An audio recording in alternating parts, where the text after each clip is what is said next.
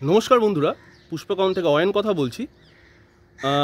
গত সপ্তাহে একটি ভোটিং পোল করেছিলাম, যেখানে আপনারা সবথেকে বেশি ভোট দিয়েছিলেন স্প্রেয়ার মেশিনের ইউজের থাম্বনেলটাকে। আপনারা সবাই দেখতে চেয়েছিলেন নীলদা কিভাবে স্প্রেয়ার মেশিনটি ইউজ করেন তার গোলাপে, এবং কিভাবে ইউজ করার পর নীলদা এত সুন্দর রেজাল্ট পান। পদ্ধতি, প্রয়োগ পদ্ধতি সহ A to Z কেয়ার বলবেন নীলদা। কীভাবে আপনারা স্পেয়ার ইউজ করবেন তার যাবতীয় পার্টসের ব্যাপারেও সব কিছু শিখিয়ে দেবে। তো নীলদা, ওয়েলকাম টু পুষ্পকন এগেন। নমস্কার। আজকের ভিডিওটা তাহলে শুরু করা যাক। সবাইকে রিকোয়েস্ট করব ভিডিওটা কিন্তু একটুও স্কিপ না করে সম্পূর্ণ দেখবেন, তবেই কিন্তু আপনারা স্প্রেয়ারের খুঁটিনাটি A to Z নীলদার কাছ থেকে শিখে নিতে পারবেন। তাছাড়া আমি দুরকম দেখাবো এখানে। একটা হচ্ছে শাওয়ারিংয়ের যে আমি হোসটা ইউজ করি সেটাও দেখাবো, আর স্প্রে গান যেটা আমি আলাদা নজল ইউজ করি, কীভাবে কায়দা করে আমি মডিফাই করি সেটাও দেখাবো। ঠিক আছে, একদম। তো দুটো পার্টে দেখাবো, মানে একটাই ভিডিও দুটো আলাদা আলাদা করে দেখাবো। তো সেখানে অর্ধেক দেখলে হবে না বা প্রথম থেকে। একদম বন্ধুরা, এই ভিডিওটা পুরোটা দেখবেন। শুরু করি। এই হোস পাইপ যে নজলটা আমার একটা এখানে মেন ট্যাঙ্কিটা রয়েছে, ওখান থেকে স্টপ কক বার করা আছে, তোলা আছে ইনপুট থেকে। এই স্টপ ককটা খুলে নিলাম, তাহলে আমার পাম্প, এখানে একটা পাম্প বসানো আছে পাওয়ার। ওই পাম্পে জল চলে এলো, এখান থেকে 40 ফিটে 40 ফিটে একটা গার্ডেন পাইপ বসানো, মাথায় একটা এরকম শর্ট পিস বসিয়ে এটা প্যাচ দেওয়াই থাকে, একটা শাওয়ার হেড বসানো। পাম্পটা অন করবো, সঙ্গে সঙ্গে এখান থেকে কিন্তু জলটা শুরু হয়ে যাবে। আমি এই জলটা ছেড়ে দিলাম, মানে গরম জলটা ফেলে দিলাম। এইবারে হবে স্প্রেয়ার, এইবার হবে হচ্ছে শাওয়ারিং। ঠিক এই পর্যায়ে, ঠিক আছে, একদম আপাস মস্ত গাছ ভিজিয়ে হয়, মানে পুরো গাছটা ভিজবে। এটা আবার এটা করে আবার গোড়াতেও জল দেওয়া যাবে। আচ্ছা, এই গোড়ায় ধরলাম, হয়ে গেল।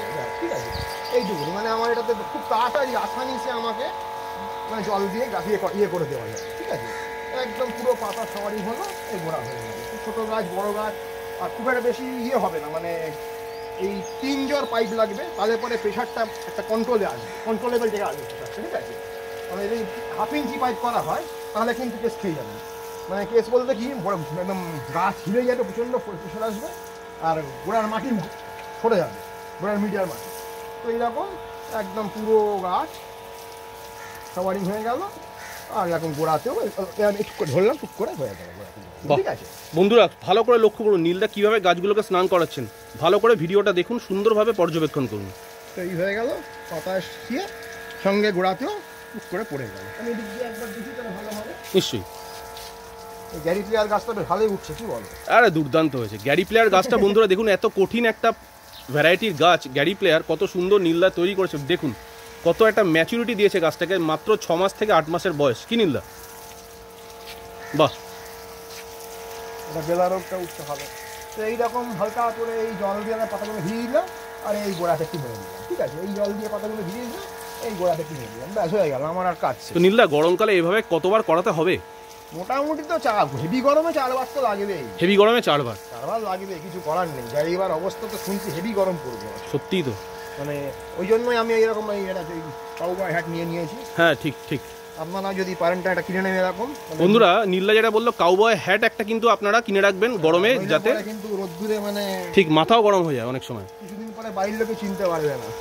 অসাধারণ করে বাইরে ঢুকলাম, কে ঢুকলে, কে রে ভাই, কুচকুচেরা বিধন দিয়ে পাবলি, এটা খুব কেলেঙ্কারি আছে। অনেকটা ডিটেকটিভের মতো লাগছে।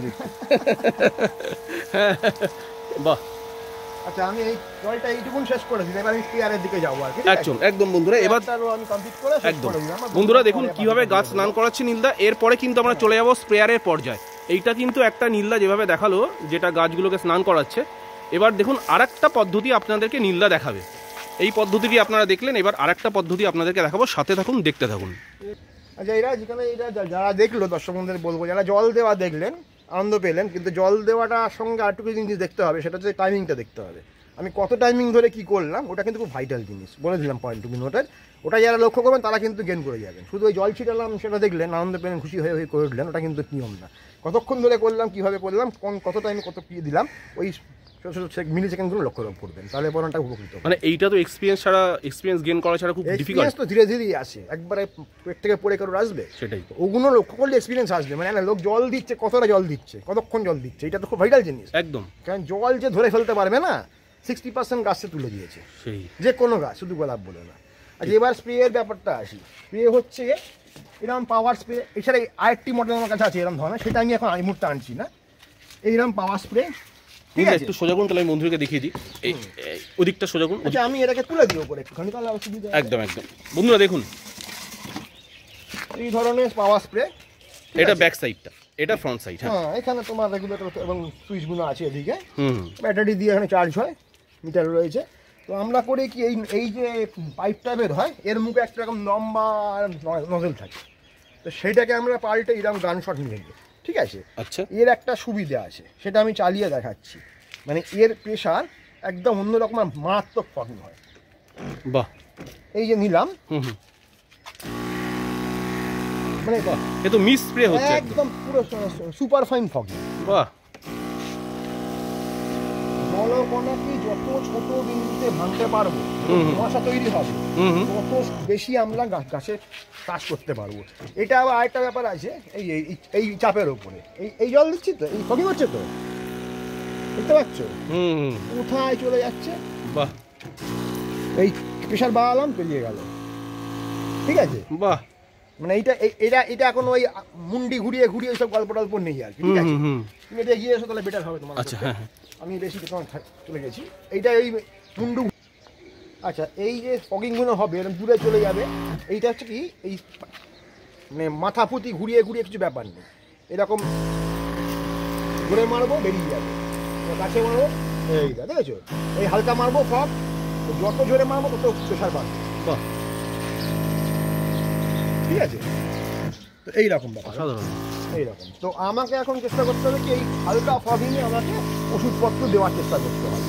এই হালকা ফগিং মানে কি, প্রচণ্ড করে মিহি জলকণ দেখতে হবে, ভালো করে দেখা দেখা এটা এটা ধরো ভালো করে, হুম, প্রচণ্ড মিহি জলকণ। ঠিক আছে, ঠিক, মানে হুম কত ছোট জলকণা। হুম, তো এই যখন হালকা মিহি জলকণা যত ছোট বিন্দু ভাঙতে পারবো আমরা, তত বেশি কিন্তু কার্যকরী হবে। মানে এইরকম ছেটকে দেওয়াচ্ছে না, হালকা মিস্ট একদম পুরো ওষুধটাকে শ্বাস দেবে, ঠিক দেবে। আর একদম নিচ থেকে কি করে স্প্রে করবো নীলা? নিচে গাছের spray পাতার করতে হলে পাতার এই নিচে? ধরনের, একদম এই ধরনের। মানে ধরুন মাকড় ঠাকর যেগুলো পাতার নিচে থাকে, হ্যাঁ। আমি যদি এভাবে জল ঠান্ডা জল স্প্রে করে দিই তো 90% কাজ হয়ে যাবে। ঠান্ডা জলে কাজ হবে, কিন্তু একটা সময় গিয়ে হবে না। আর এই যে জলটা পড়ছে না, এখানে মাকড়ের খুব একটা বেশি কিছু বাস্তব টেম্পোরারি কাজ হবে। মাকড় নিয়ে চাপ তোমার শুধু গরমকালটাই, হুম, যেই বৃষ্টি শুরু হবে না অমনি আস্তে আস্তে মাকড় সব ভেঙে যাবে, আচ্ছা, নিজেই ভেঙে যাবে। তাহলে মাকড়কে যদি প্রিভেন্টিভে তুমি দাঁড়িয়ে রাখতে পারো কিছু, তাহলে মাকড় আসবে না। ঠিক আছে, মাকড়ের কিছু কায়দা কানুন আছে, তুমি যদি সেই কায়দা কানুনটা করে রাখতে পারো, যেটা বলেছিলাম, ঠিক আছে, ওষুধপত্র প্রিভেন্টিভে দিয়ে, তাহলে মাকড় আসে না খুব একটা। আর তুমি যদি ওই মাকড় লেগে গেল, তখন করতে যেতে ঝামেলা হয়ে যাবে। এত কিছু দরকার পড়ে না, মাকড় যেই বর্ষা আসবে মাকড় সব গায়ে, মাকড় থাকবে না, একদম একদম পুরপুর করে পালাবে। ঠিক আছে, ঠিক, তো ওই হচ্ছে ব্যাপারটা। তোমার এই কয়েকটা মাসে একটু নজরদারি করতে হয় মাকড় দিয়ে। তাই জন্য তুমি সারাদিন বসে জল ছেড়া এটা তো কোনো সম্ভব না। না, সেই আমাদের এখন এতগুলো গাছ, আমরা সারাদিন গাছের গোড়া বসে, এটা তো কখনো সম্ভব না। এটা কখনোই সম্ভব না। ধান ভাঙা ধুরজুটি হয়ে গেলাম গাছের গোড়ায় বসে বসে, তো গাছের গোড়ায় শুয়ে বললেও হবে না। তো আমাকে প্রিভেন্টিভ ওষুধ দিতে হবে। তাহলে এইরকম যদি জলের গল্পই ছিল, তাহলে তো সবাই তো তাহলে খেতি বাড়ি সব যত খরচাপাতি না করে সব জলই মেরে যেত বসে বসে। ঠিক আছে, সব খেতে বাড়িতে তলা থেকে তিনটে চালিয়ে তো হুড় করে জল দিচ্ছ হয়ে গেছে। আর আমি না হয় জল দিলাম, তো একটা গরমের সময় যদি আমি চারবার এতগুলো জল দিই, তাহলে বাষ্প হাতটা অন্যরকম হয়ে যাবে। ঠিক, পাতা একদম। পাতা তো কুচকানো হয়ে যাবে। আচ্ছা নীলদা, একটা প্রসঙ্গ আছে, একটুখানি ইন্টারাপ্ট করছি। বলছি এই যে মেশিনগুলো, স্পেয়ার মেশিনগুলো, তো নানা রকম স্পেয়ার মেশিন আজকাল দেখা যাচ্ছে, যেটা ফ্লিপকার্ট, অ্যামাজন, যে কোনো আপনার অনলাইন সাইটে। ওগুলো সব এই বডিগুলো প্লাস্টিকের হয়, এগুলো ফাইবার। এটা অনেক বছর চলছে, আমার 4-5 বছর চলছে মেশিনটা। তাই নাকি? এটা একটা ফাইবারের, হাত দাও তাহলে বুঝতে পারবে, বাহ। ফাইবারের বডি। বাহ, ঠিক আছে, এই ওগুলো বলা যায় স্যানিটাইজার স্প্রেয়ার, ওগুলো প্লাস্টিকের, এখান দিয়ে ফাটল ধরে যায়। আচ্ছা নীলদা, এটা কোথা থেকে পারচেজ করেছিলেন একটু বলে দিন, বন্ধুরা জানতে চাইবে। খেতি বাড়ি যেসব জায়গায় আছে না, সব গ্রামগঞ্জ এলাকায় খেতি বাড়ি, ওই সব জায়গায় যে ডিস্ট্রিবিউটর, ওইখানে সব পাওয়া যায়, ওখানে সব প্রচুর বিক্রি হয়। আচ্ছা, এটা মফস্বল একদম কিন্তু গ্রাম সেগুলো সব। ঠিক আছে, তো বন্ধুরা যেমন কিনবে, কি দেখে কিনবে নীলদা একটু বলে দিন তাহলে। কিনবে হচ্ছে বডিটা দেখতে হবে ফাইবারের কিনা, আচ্ছা, হাত দিলে তো বুঝতে পারবে। একদম। প্লাস্টিক এই ধরনের প্লাস্টিক হলে মুশকিল হবে, প্লাস্টিক হলে হার্ড হয়ে গিয়ে ফেটে যাবে 1-2 বছর। প্লাস্টিকটা দেখে প্লাস্টিকটা অ্যাভয়েড করতে হবে। মানে ফাইবারের বডি। আর নজল অথবা এই নজলগুলো আলাদা করে কিনতে পাওয়া যায়। আচ্ছা, ঠিক আছে, এইগুলো এর সঙ্গে থাকে একটা লম্বা মতন, সে আঁকশি মতন ডান্ডা মতো। আচ্ছা, ওতে হয়, কিন্তু ওতে এই জিনিস হবে না। আচ্ছা, ওতেও ফুসফুস করে বেরোবে, কিন্তু ওতে ওই আমার পোষাবে না, মানে মিস্ট যেটা দেখাচ্ছেন আপনি, ধোঁয়া চালানো এই হবে না, এই সুপ্রিম ভাবটা আসবে না, আসবে না। বুঝেছি। আর আরেকটা ব্যাপার বলি, অবশ্য গরমকালে যদি কন্টিনিউ পাতার মধ্যে জল দিতে থাকো না তুমি, তাহলে কি হয়, পাতাটা আস্তে আস্তে করে বাষ্পমোচনে হারিয়ে গুটিয়ে গুটিয়ে যাবে, পাতাগুলো এরকম গুটিয়ে যাবে, পাতাগুলো এবড়ে খেবড়ে গুটিয়ে যাবে, ঠিক আছে। আচ্ছা, তো এই জিনিসপত্রগুলো পাতার চোট ফেলে দেবে। মানে জল তো একটা ভালো জিনিস, কিন্তু অতিরিক্ত কোনো জিনিসই ভালো না। তোমার যদি এখন দিনে 3-4 বার চান করা এক তোলে তো ভালো হবে, গা সর্দি খাইছে বড় কথা, আরো মুশকিলে পড়ে যাবে তুমি, ঠিক আছে, ব্রঙ্কাইটিস হয়ে যেতে পারে।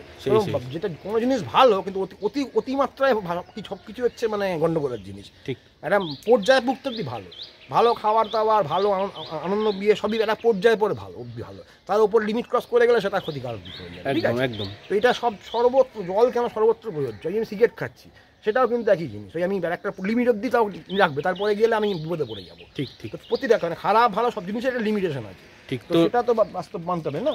সেটাই তো বন্ধুরা, নীলদা কিন্তু স্পেয়ারের ব্যাপার অনেকটা খুঁটিনাটি বলে দিল। আপনারা যখনই কিনবেন দেখবেন প্লাস্টিক বডি না হয়, যেন ফাইবার বডি হয়, ফাইবার মেড হয়, তাহলে কিন্তু স্পেয়ারের লংজিভিটি অনেক বাড়বে, ডিউরেবিলিটিটা অনেক ঠিকঠাক থাকবে। নীলদা যেমন বললো 12 ভোল্ট 8 অ্যাম্পিয়ারের হয়, হ্যাঁ 12 ভোল্ট 12 অ্যাম্পিয়ারেরও হয়, 12 ব্যাটারিটা অনেক বড় হয়, ফলে লংজিভিটি বেশি, মিস্টটা আরও বেশি ভালো হয়। আচ্ছা, আর পাম্প মোটর যেটা আছে, পাম্পটা ভেতরে পাম্প থাকে একটা, ওই ডাবল পাম্পের হয়, সিঙ্গেল পাম্পের হয়। তো ডাবল পাম্পের গুণের দাম বেশি হয়। ডাবল পাম্পের গুণ কি, যত বেশি পাম্প এবং অ্যাম্পিয়ার বেশি হবে তত বেশি থ্রাস্টটা বেশি পড়বে। ঠিক, তোমার এটা 12 আছে, ঠিক আছে, 12 সিঙ্গেল মোটরে আছে। তো ডাবল মোটরে হলে 12 আরও বেশি থ্রাস্ট হবে, ঠিক আছে। এখন 12 সিঙ্গেল মোটরে আমার দেখি বিন্দাস কাজ চলে যাচ্ছে, বহুদিন ধরে চলছে, আমার 4 বছরের উপর হয়ে গেল এটা। সেই এইগুলো হয় কি, মাঝে মাঝে একদিন বছর প্রথম ব্যাটারিটা বছর 2 চলে, 1 বছর, তারপরে ব্যাটারিটা ডাউন হয়ে যায়, তখন ব্যাটারিটা পাল্টে নিয়ে আসতে হয়। বুঝেছি, ঠিক আছে, ঠিক কথা। ব্যাটারিটা তলা থেকে পাল্টানো যায়, ব্যাটারিটা নতুন ব্যাটারি কিনে এনে লাগিয়ে দাও, ব্যাস হয়ে গেল, আর কিছু নেই। সেটাই বন্ধুরা, দেখুন নীলদার কত ভর্তি ছাদে প্রচুর পরিমাণে নীলদা কিন্তু গোলাপের চাষ করে সিন্ডারে, আর অসাধারণ এক একটা গোলাপ, এক্সে বারকার এক, এ বলা আমায় দেখ, তো ও বলা আমায় দেখ। তাই জন্য বন্ধুরা, আজকে আপনাদের মোস্ট রিকোয়েস্টেড ভিডিওটা তুলে ধরতে পারে, আমিও নিজেকে আমার খুব ভালো লাগলো যে স্প্রেয়ার রিলেটেড একটা ভিডিও আপনারা অনেকেই জানতে চেয়েছিলেন নীলদা কী স্প্রেয়ার ইউজ করে, এবং স্প্রেয়ারের খুঁটিনাটি কিন্তু নীলদা বলে দিল। তো বন্ধুরা, এভাবেই কিন্তু সাথে থাকবেন, পাশে থাকবেন। ভালো লাগলে নীলদার আরও পরপর ভিডিও আসছে নীলদার, আর চ্যানেলটাকে সাবস্ক্রাইব করবেন, নোটিফিকেশানটা পাবেন নীলদার ভিডিওর, পরপর আসবে নীলদার ভিডিও। এভাবেই পাশে থাকবেন, লাইক শেয়ার করবেন ভিডিওটা। আজকে বিদায় নিচ্ছি অয়ন, দেখা হবে পরবর্তী এপিসোডে। নমস্কার বন্ধুরা। একটা কথা বলবো, সেটা হচ্ছে এই যে গরমকালটা আসছে, এই গরমকালে যেন কোনো ভিডিও হয় তাহলে নীলদা না বলে ফিকে নীলদা বলতে হবে, কারণ এই গরমে এই তো একটু ফিকে হয়ে যাচ্ছে আস্তে আস্তে করে, সবার চাপ। এই গরমকালটা ফিকে নীল, আর আবার গরম কেটে গেলে আবার নীল হয়ে না, না সেটা তো সবার নীলদা। দেখুন গরমকালে গোলাপকে কিন্তু আপনি শীতকালের মতো রাখতে পারবেন না, জান নিকলে যায় তো না। সেই এই এত গরমের মধ্যে এইসব করা, তার উপরে তোমার গরমের পেঁচাল প্রচন্ড, তোমার সারাদিন খাটাখাটনি করেছে, আবার রাত্রে এসে এই সমস্ত কেরিকেচার করা, তো গরমে তো একটুখানি মানে অফিস কাছারি করে খুবই সমস্যা, গোলাপ সংক্রান্ত কারণে নীল রং একটু গলে গলে হালকা হয়ে গেছে আর কি। তবে নীলদা অফিসে কাজ করে, নাইট ডিউটি করে এত সুন্দর প্রদর্শনী মানে গোলাপ করেন বন্ধুরা, যেটা বলার না। যাই হোক, এই দেখুন নীলদা স্পেয়ার মেশিন আরও একবার দেখিয়ে দিচ্ছি, আর নীলদা যেটা দিয়ে আমাদের ইয়ে করেছিল, এই যেটা গাছ স্নান করলেন, যেটা এটা সিম্পল হোস পাওয়ারের মাথা, দেখুন কত সুন্দর। সব দেখালাম বন্ধুরা, পাশে থাকবেন, সাথে থাকবেন, চ্যানেলটাকে সাবস্ক্রাইব করবেন, ভিডিওটা লাইক শেয়ার করবেন। আসছি পরবর্তী এপিসোডে নতুন কোনো ভিডিওর সাথে। নমস্কার বন্ধুরা।